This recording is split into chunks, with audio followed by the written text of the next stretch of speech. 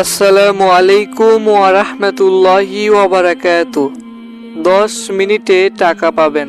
দুপুরে আমলটি করুন, অবশ্যই আপনাদের কাছে টাকার রেজাল্ট আসবে। তো আপনারা অবশ্যই এই কথাটি মনে রাখবেন, 10 মিনিটে আপনারা টাকা পাবেন।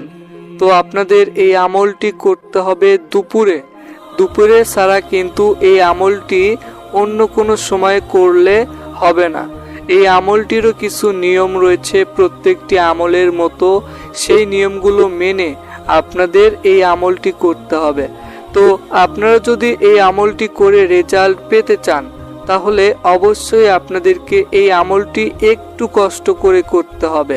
তো খুব বেশি কষ্ট হবে না, আপনারা শুধুমাত্র একটু কষ্ট করে এই আমলটি করবেন। তাহলে নিজেরাই যখন রেজাল্ট পেতে থাকবেন আপনারা নিজেরাই বলতে থাকবেন যে এই আমলটি কত শক্তিশালী একটি আমল। আপনারা ততক্ষণ পর্যন্ত বুঝতে পারবেন না এই আমলটির রেজাল্ট যতক্ষণ পর্যন্ত আপনারা এই আমলটি না করবেন। তো আপনাদের কাছে রিকোয়েস্ট থাকলো এই আমলটি আপনারা অবশ্যই করুন।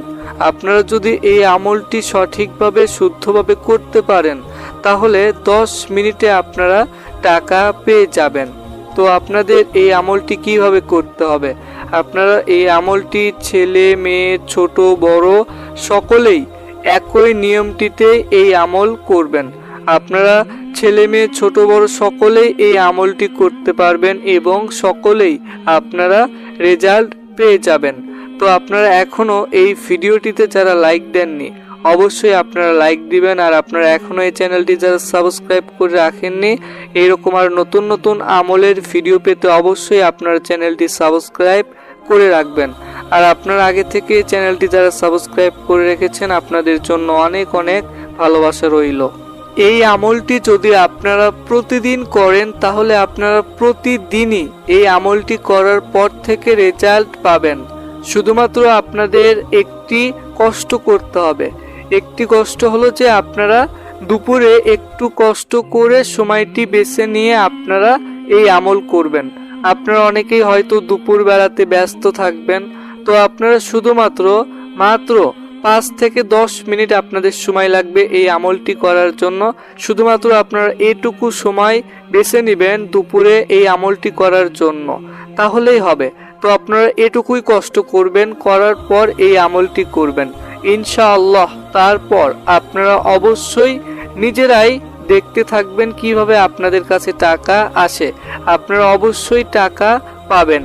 তো এই আমলটি করার সময় আপনাদের একটি দোয়া পড়তে হবে। এই আমলটির একটি দোয়া রয়েছে, শুধুমাত্র একটি দোয়া মনে রাখবেন এবং সেই দোয়াটি পড়ার আগে আপনাদের বিসমিল্লাহির রহমানির রহিম এই দোয়াটি পড়তে হবে এবং এই আমলটির একটি দোয়া রয়েছে সেই দোয়া পড়তে হবে। তাছাড়া আপনাদের আর অন্য কোনো প্রকার কোনো দোয়া পড়তে হবে না এবং অন্য কোনো প্রকার কোনো নিয়ম আর আপনাদের মানতে হবে না এই আমলটি করার জন্য। শুধুমাত্র আপনারা এই আমলটি যখন করবেন, এই আমলটির যে সময় রয়েছে সেই সময়ে আপনারা শুধুমাত্র অজু অবস্থাতে এবং পাক পবিত্র অবস্থাতে এই আমলটি করার জন্য আপনারা প্রস্তুতি নেবেন। তো তারপর আপনারা এই আমল করবেন। আর আপনারা যদি এই আমলটি করেন, এই আমলটির সময় মানে কোন সময়ের ভিতরে অথবা কোন টাইমের ভিতরে আপনারা এই আমল করবেন সেই টাইমটি আপনাদেরকে একদম ক্লিয়ারভাবে বুঝিয়ে দিব। তো আগে আপনাদেরকে এই আমলটির নিয়মটি বলে দিই, তারপর আপনাদেরকে এই আমলের টাইম বলে দিব।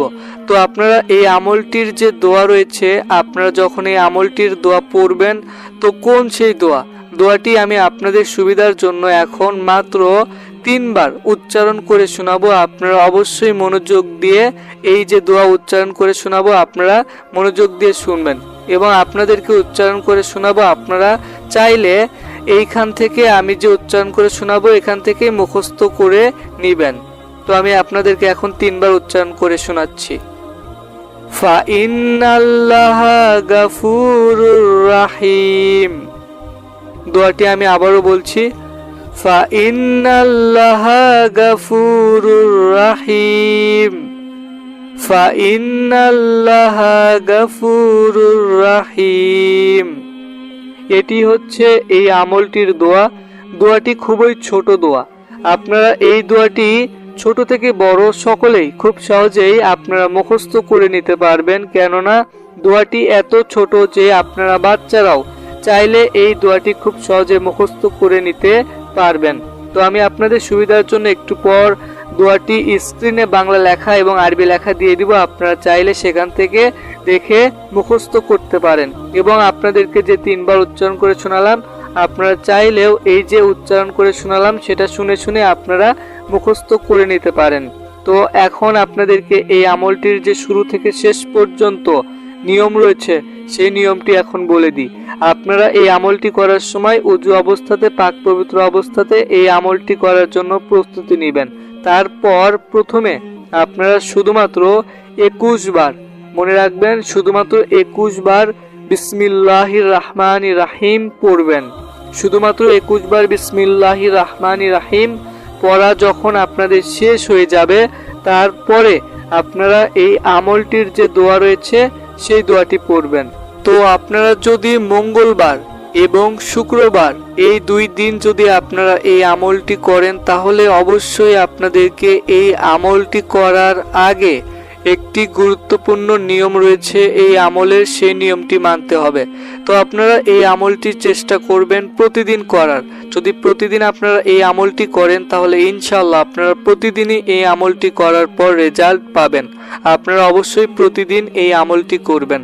তো মঙ্গলবার এবং শুক্রবার এই 2টি দিন যখন আপনারা এই আমলটি করবেন, তো তার আগে আপনারা যে কোনো সময় অবশ্যই মনে রাখবেন, সেই দিনেই আপনারা যে কোনো সময় আমলটি করার আগে ফকিরকে অথবা গরিব কোনো মানুষকে আপনারা টাকা দান করবেন।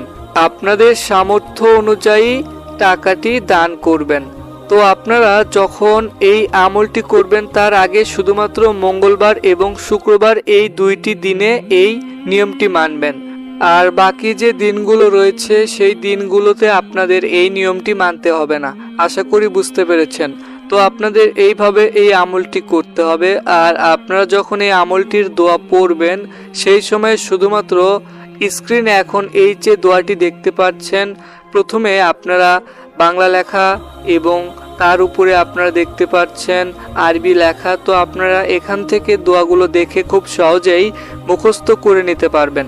এই দোয়াগুলো আপনাদেরকে এই আমলটি করার সময় পড়তে হবে শুধু 103 বার। 103 বার আপনারা এই দোয়াটি পড়বেন। তো তারপর আপনাদেরকে এই আমলটি করা শেষ করতে হবে। এইভাবে আপনারা এই আমলটি করবেন। আপনারা এই আমলটি করার সাথে সাথে অবশ্যই রেজাল্ট পাবেনই। আপনারা সঠিকভাবে যদি আমলটি করেন তাহলে খুব তাড়াতাড়ি রেজাল্ট পেয়ে যাবেন। অবশ্যই মনে রাখবেন, আপনারা একটু ভুল করবেন না। তো আপনারা যারা নামাজ পড়েন না অবশ্যই নামাজ পড়বেন আর এই আমলটি আপনারা সঠিকভাবে করবেন।